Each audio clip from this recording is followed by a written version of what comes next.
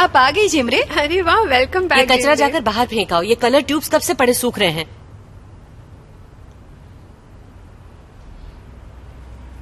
यहाँ बैठो जरा। क्यों, क्या हो गया? अब मुझे बताओ, अंतालिया में हुआ क्या है? कुछ भी नहीं मॉम। तो तुम्हें इतनी जल्दी क्यों है? हाँ, ये शादी वादी का क्या चक्कर है अब?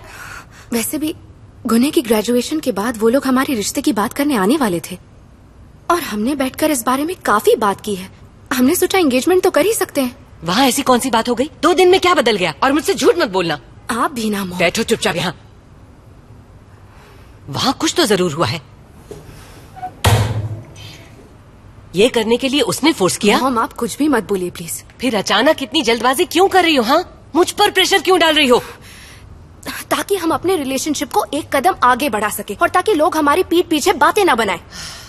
हम वैसे भी अगले साल एंगेजमेंट करने वाले थे और गुने की मिलिट्री सर्विस खत्म होते ही शादी करने वाले थे, पर अंतालिया में बात करने के बाद हमने सोचा कि एंगेजमेंट के लिए और इंतजार करने का कोई मतलब नहीं है, इसीलिए हमने ये फैसला ले लिया। इसके पीछे और कोई वजह नहीं है।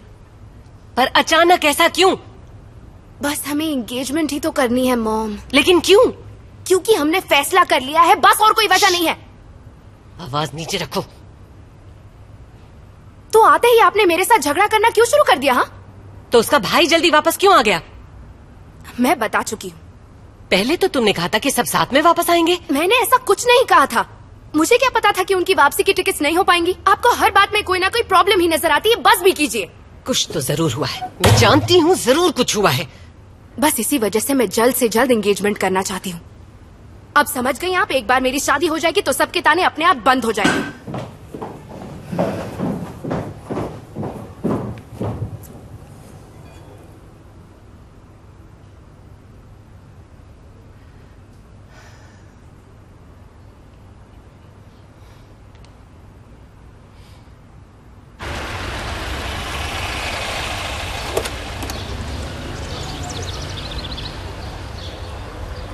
तुम इतनी आसानी से कैसे कह सकते हो कि तुम्हें कुछ नहीं पता? तुमने किया ही क्या है? मुझे तो नहीं लगता तुमने कोशिश भी की होगी। भाड़ में जाओ तुम। अरे भाड़ में जा हरामखोर। पैसे खाए ना तूने उनसे, है ना? या नई बिल्डिंग में घर देने का वादा किया है उन्होंने? अरे झूठ बोलना बंद कर। मैं सबको देख लूंगा, सबको। तुझे भी। तूने तो सबसे बड़ा धोखा दिया है साले, और मुझे यहाँ से कोई नहीं हिला सकता। याद रखना, मैं यहाँ से कहीं नहीं जाऊंगा। अब मैं भी देखता हूँ मुझे यहाँ से कौन बाहर निकालता है। अरे तुझे तो फूटी कौड़ी नसीब नहीं होगी, समझा तू? पैसे की उम्मीद रखता है? ऐसी करतूत पर भाड़ में जा तू। तुम लोग जानते हो, उस वकील ने हमें कार्रवाई के दिन के बारे में बताया तक नहीं। ऐसे ही केस हो गया। ऐसा कैसे कर सकता है? कहता है मैंने पूरी कोशिश की। झूठा कहेगा, कमीना है वो। उन लोगों ने पैसे देकर खरीद लिया होगा उसे। ढेर सारे पैसे दिए होंगे। मैं सबको कोर्ट में घसीटूंगा। इस तरह के केसेस में अपील नहीं की जा सकती। अगर कोर्ट का ऑर्डर है तो हमें बिल्डिंग खाली करनी पड़ेगी। क्यों नहीं कर सकते? मैं इस तरह से चुप नहीं बैठूंगा। मैं इस केस को सुप्रीम कोर्ट तक लेके जाऊंगा। लेकिन 2 बार फैसला हमारे खिलाफ आ चुका है। क्योंकि उस कमीने ने ठीक से केस लड़ा नहीं। उसने छोटा केस समझकर कोशिश ही नहीं की।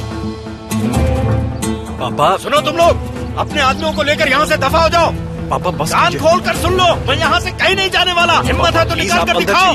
समझ क्या रखा है तुम लोगों ने मुझे? इस केस में इतने सालों से अटके हुए हैं, अब हार गए तो क्या कर सकते हैं? ऐसा इसलिए हुआ क्योंकि वो वकील गैर जिम्मेदार, झूठा और मक्कार है। अब मैं एक नया वकील ढूंढूंगा और फिर से केस दर्ज करूंगा। इनकी औकात दिखा दूंगा मैं। आप टाइम बर्बाद कर रहे हैं। हम केस हार चुके हैं, आप समझ क्यों नहीं रहे? बेकार की कोशिश करना बंद कीजिए। ये प्रॉपर्टी उस आदमी की है और इस प्रॉपर्टी पर उसका पूरा हक है। हम यहाँ से चले जाएं, यही अच्छा होगा। उनकी तरफदारी कर रहा हूँ।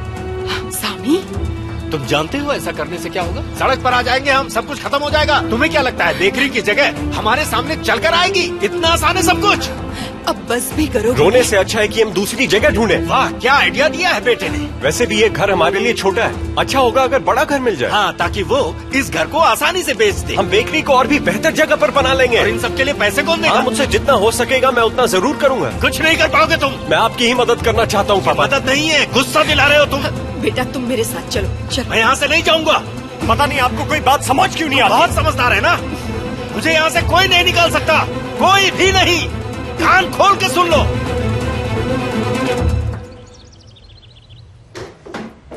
पता नहीं इनको कैसे समझाएं।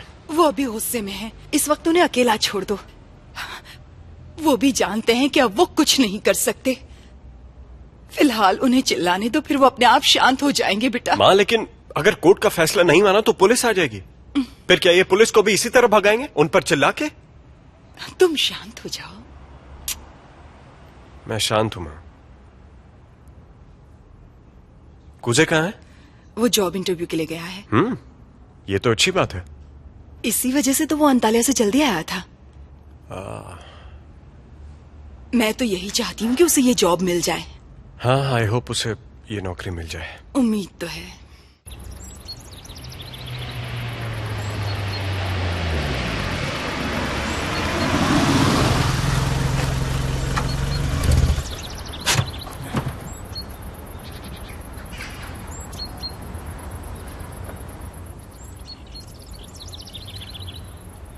तो अब तो लाइसेंस मिल जाना चाहिए। इतनी आसानी से नहीं।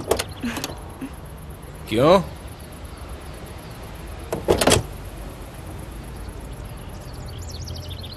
गाड़ी तो अच्छे से चला लेता हूं मैं, तुमने अपनी आंखों से खुद ही देखा ना। अगर मेरे हाथ में होता तो मैं फौरन तुम्हें लाइसेंस दे देती, पर तुम्हें रिटन एग्जाम भी देना होगा। क्या ड्रामा है?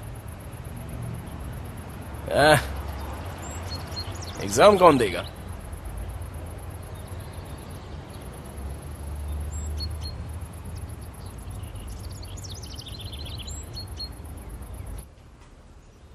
आप जैसे ही सारे डॉक्यूमेंट्स सबमिट कर देंगे आप एग्जाम दे पाएंगे। अच्छी बात है।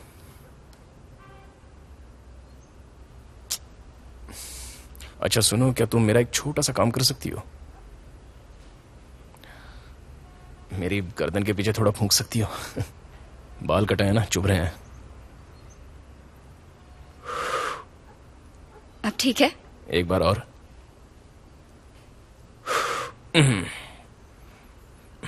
थैंक यू, अब थोड़ा अच्छा लग रहा है। अरे हाँ, मैं लाइसेंस के लिए अभी पैसे भर देता हूँ। पैसे आप डॉक्यूमेंट्स के साथ ही भर दीजिएगा। नहीं, अभी भर देता हूँ, क्या पता कब मन बदल जाए। और वैसे आज एक खूबसूरत हसीना को साथ बाहर ले जाने का इरादा लग रहा है मेरा।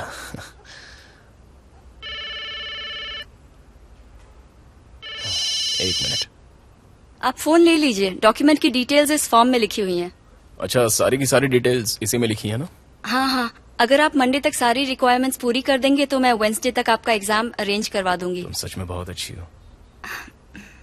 मैं जल्द ही डॉक्यूमेंट्स का इंतजाम कर लेता हूँ, हम फिर मिलते हैं।